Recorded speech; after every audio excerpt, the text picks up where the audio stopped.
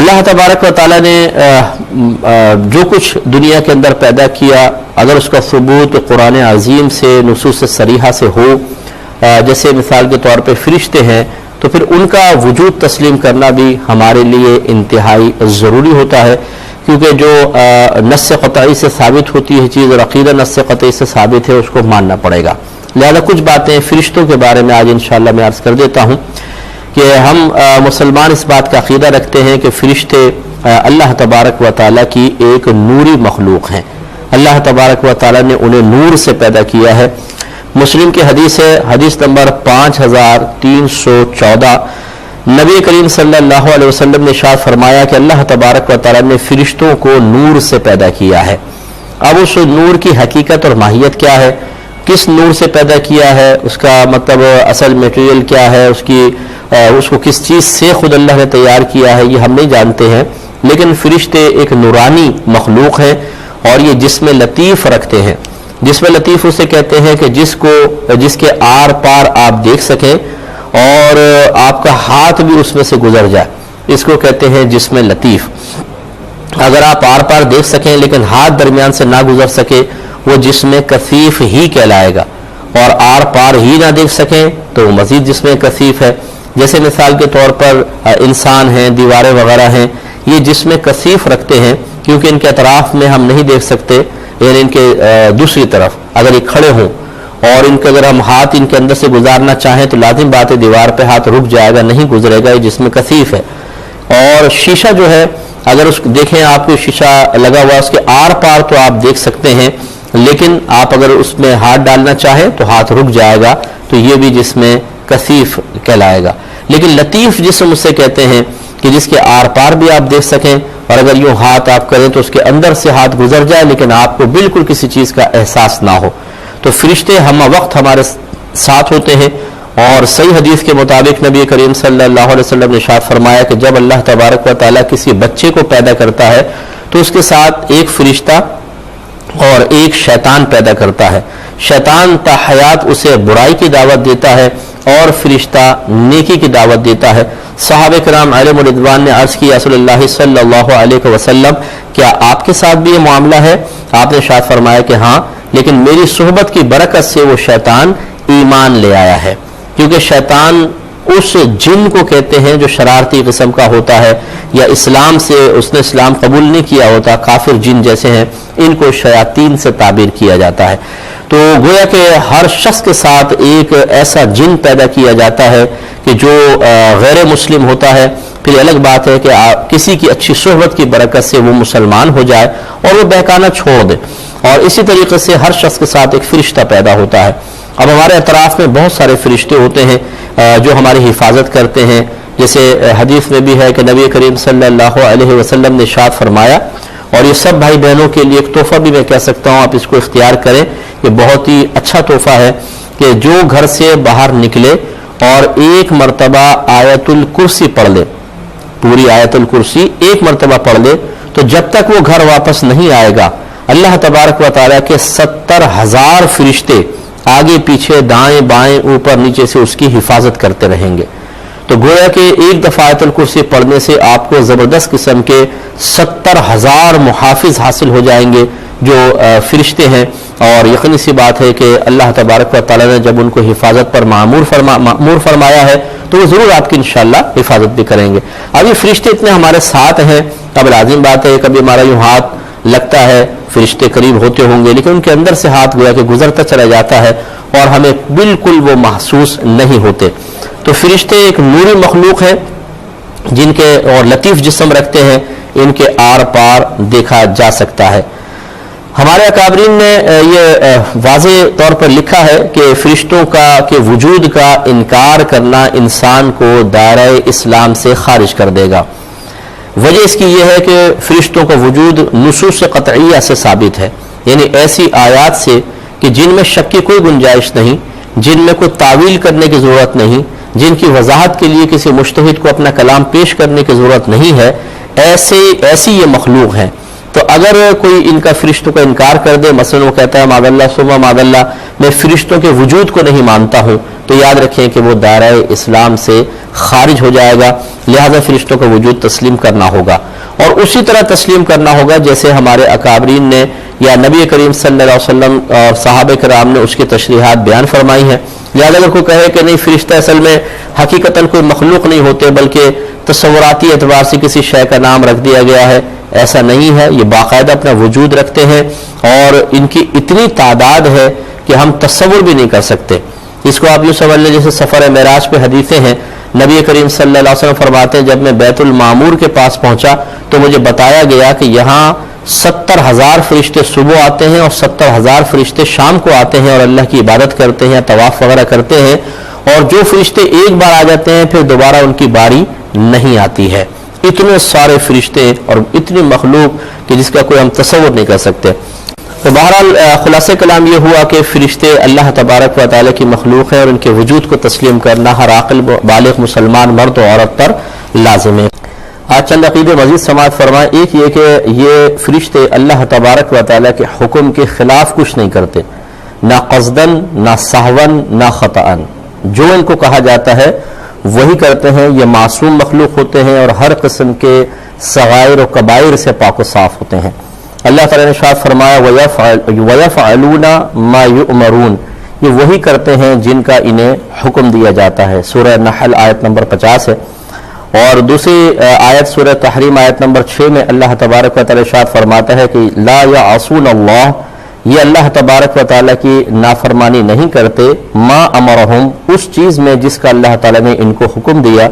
وَيَفْعَلُونَ مَا يُؤْمَرُونَ، اور یہ وہی کرتے ہیں جن کا ان کو حکم دیا جاتا ہے۔ اور سورہ انعام میں آیت نمبر 61 میں اللہ تعالیٰ فرماتا ہے کہ وَهُمْ لَا يُفَرِّطُونَ، یعنی یہ فرشتے جو بھی ان کو حکم دیا جاتا ہے اس میں کوئی کوتاہی نہیں کرتے۔ لہٰذا یہاں پر بس ایک میں اشارہ کر کے آگے چلوں گا کہ قصہ ہاروت ماروت بڑا معروف ہے کہ یہ دو فرشتے تھے، انہوں نے اللہ تعالیٰ کی بارگاہ میں ایک اعتراض سا کیا کہ اللہ تعالیٰ تو نے بنی آدم کو دنیا میں بھیج دیا، حالانکہ ہم تو تیرے زیادہ عبادت گزار بندے تھے، تو ضرورت کیا تھی؟ تو اللہ تعالیٰ نے فرشتوں سے فرمایا کہ اچھا اپنے میں سے دو کو ہمیں دو، ہم اسے انسانی شکل میں دنیا میں بھیجتے ہیں اور پھر تمہارا امتحان لیتے ہیں۔ تو انہوں نے ہاروت ماروت کو منتخب کیا، ان کو انسانی شکل میں دنیا میں اتارا گیا، تو اللہ تعالیٰ نے ان کے ساتھ نفس بھی پیدا کر دیا اور شیطان بھی مسلط کر دیا جو ان کو بہکا سکتا تھا۔ تو ان کے سامنے زہرہ نام کی ایک عورت آئی اور اس نے اپنے آپ کو گناہ کے لیے پیش کیا، تو انہوں نے کہا نہیں توبہ توبہ ہم تو ایسا نہیں کریں گے۔ پھر اس نے ایک بچے کو پیش کیا کہ اس کو قتل کر دو، انہوں نے کہا نہیں ہم یہ نہیں کر سکتے۔ تو اس نے پھر شراب پیش کی کہ اچھا کم از کم یہی پی لو، تو انہوں نے شراب پی لی اور جب شراب کے نشے میں آئے تو بچے کو بھی قتل کر دیا اور زنا کے مرتکب بھی ہو گئے۔ تو اللہ تبارک و تعالیٰ نے ان کو بطور سزا ایک کنویں میں الٹا لٹکا دیا ہے، اور وہ زہرہ نامی عورت جو تھی وہ زہرہ سیارہ بن گئی، ستارہ بن گئی۔ اس قسم کی روایات لکھی ہیں اور یہ مسند امام احمد بن حنبل میں نقل بھی کی گئی ہے،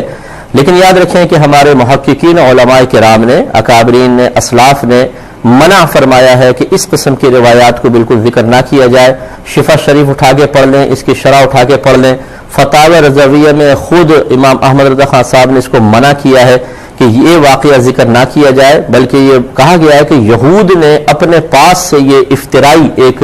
واقعہ گھڑ کر اور یہ لوگوں میں عام کر دیا تھا، لہٰذا یہ ہاروت ماروت کی روایت بالکل غلط ہے، اس کی کوئی حقیقت نہیں ہے۔ ایسی کوئی بھی روایت کہ جس میں فرشتوں کی طرف گناہ کی نسبت کر دی گئی ہو،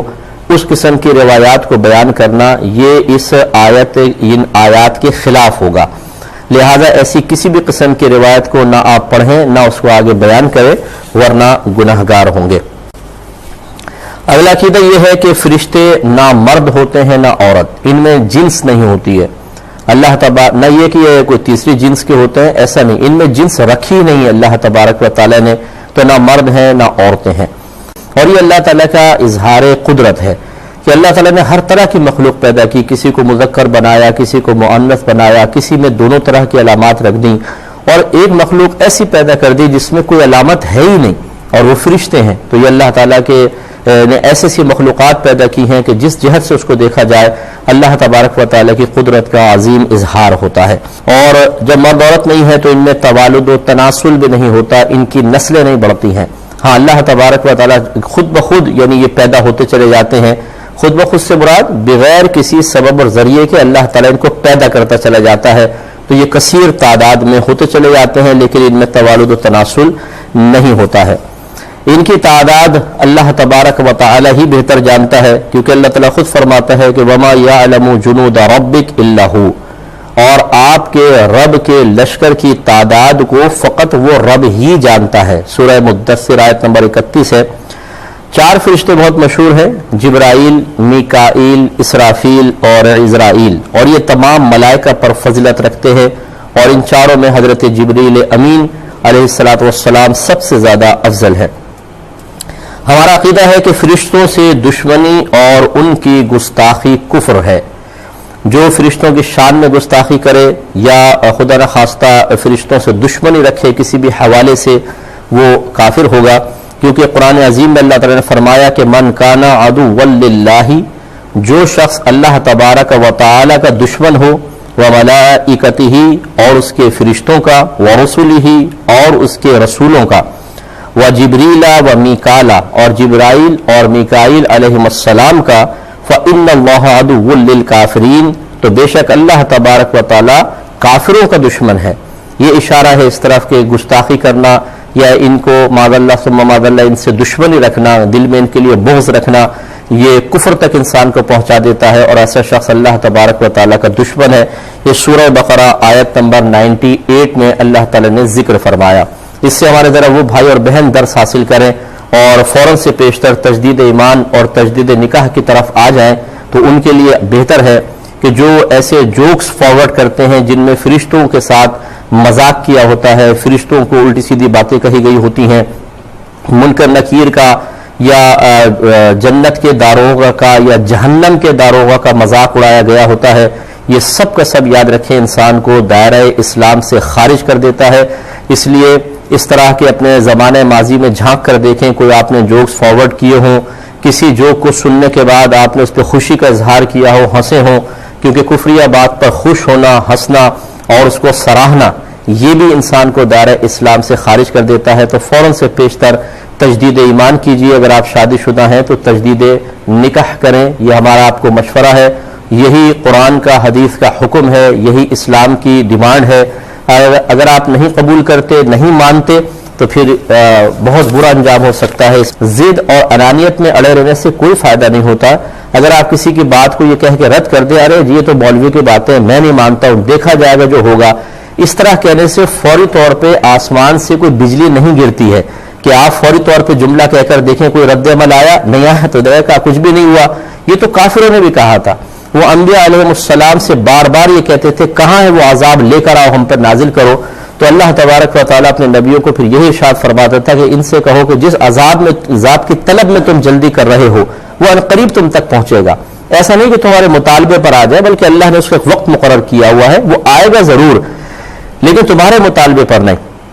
تو اللہ تبارک و تعالیٰ کی ڈھیل دینے والی عادت مبارکہ سے ناجائز فائدہ اٹھا کر ہٹ دھرمی کرنا یہ سمجھداری نہیں ہے،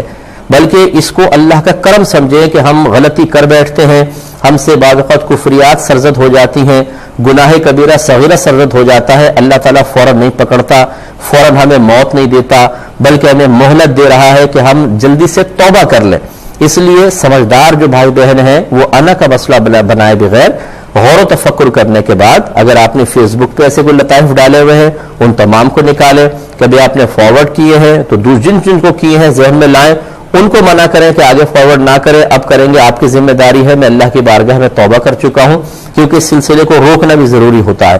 اور تیسرا یہ کہ پھر اللہ کی بارگاہ میں کامل توبہ کریں اور علم دین سیکھیں، تاکہ علم دین کی کمی کی بنا پر نادانستہ طور پہ انسان کسی ایسی ایکٹیویٹی میں مصروف نہ ہو جائے کہ جو اسے دائرہ اسلام سے خارج کر کے معاذ اللہ ثم معاذ اللہ میدان محشر میں کفار کی صفوف میں کھڑا کر دے. وہ بڑا حسرت کا لمحہ ہوگا. اس وقت انسان کو احساس ہوگا کہ جو میں نے بیجا ذہانت اور بہت زیادہ سمجھداری یا سطحی لفظ استعمال کروں تو 1.5 ہوشیاری کا میں نے مظاہرہ کیا تھا، وہ بہت مہنگی پڑ جائے گی، اور وہاں جا کر پھر پچھتانا انسان کے لیے نافع نہیں ہے. امید ہے کہ آپ بات سمجھیں.